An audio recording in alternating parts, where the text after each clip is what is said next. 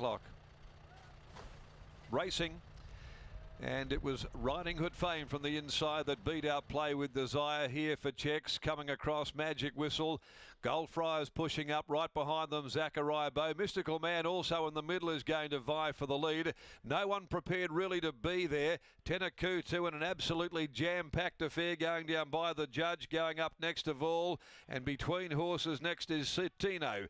On its outside, Sluice Box getting back Riding Hood Fame. Pelote is out there wider. 3 and 4 deep, leaving the straight around Zachariah Bow. Strike now as Riding Hood Fame drifts back on the inside. Fat Roy Slim towards the tail into the field, and back with it is Recall. Mystical Man, as they go over into the back straight where it was just a canter early on, they went so slowly. A bit more speed going on. Mystical Man led them at the 1400 from Goldfriars. Tenakutu though got planted 3 deep.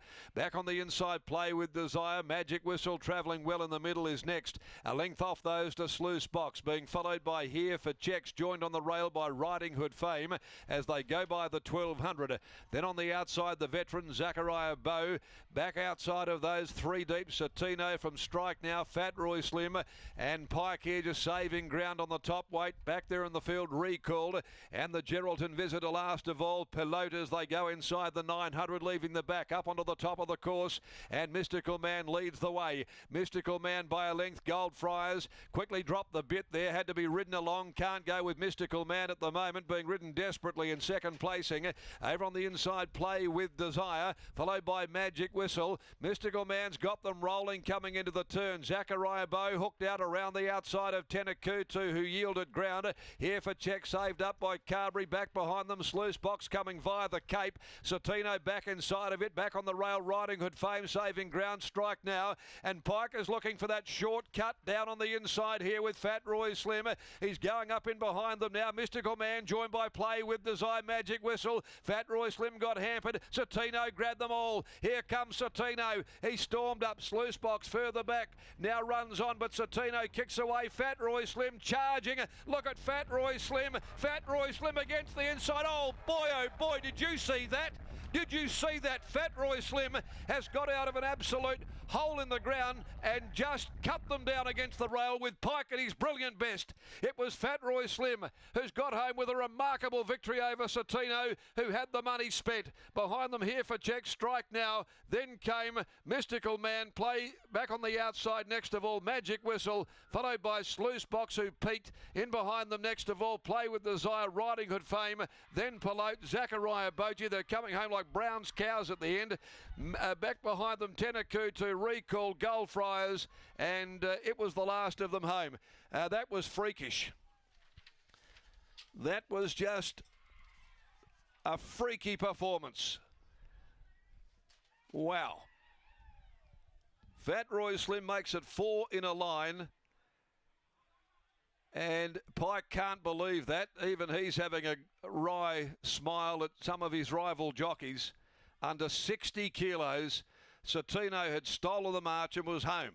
The money had been spent. It's 1-6-3-16, the interim numbers.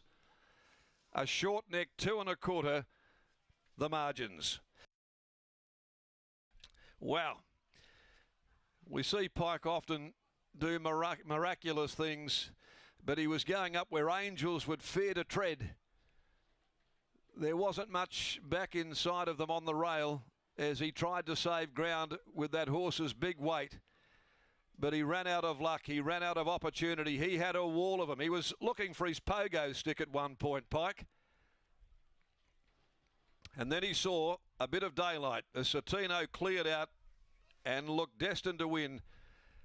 Pike never gave up. And neither did Fat Roy Slim, who has been absolutely breathtaking in its victory under 60 kilos to go 4 straight by Ukbar from Remediate. For JB Foley and Ms. G. McCloskey, and yeah, that was that's one of the performances you'll leave the course thinking about all night. Incredible win over Citino, Chris Parner, and 3 Here for checks, Patrick Carberry, 16 Sluice Box. 1-6-3-16, the favourite gets home. Remarkable win, remarkable ride as it turned out there. It could have been disastrous. It was a train wreck. at the 200. And from boiled lollies, punters all of a sudden were dining on chocolates, the Belgium variety. As we go downstairs and catch up with Lockie, that's something else, that performance. Yeah, I think so. Thanks, Darren. What a performance that was. I haven't seen anything like that at Belmont Park in quite some time. And winning trainer Brock Luthwaite joins you now, and he can't believe it either. What a win it was from Fat Roy Slim, and isn't he just going from strength to strength, the horse? He's really progressing, Lockie. It's exciting to see, exciting to watch, and exciting to train. He was in a world of hurt at the 200-metre mark, but in some world he got William Pike out of trouble. The turn of foot that he showed late was just electric. The turn of foot's electric, and where he's coming from. Last start, Johnny said to me, he's too far back, he won't make it. This time, I said to Johnny, you can't win this time, Johnny.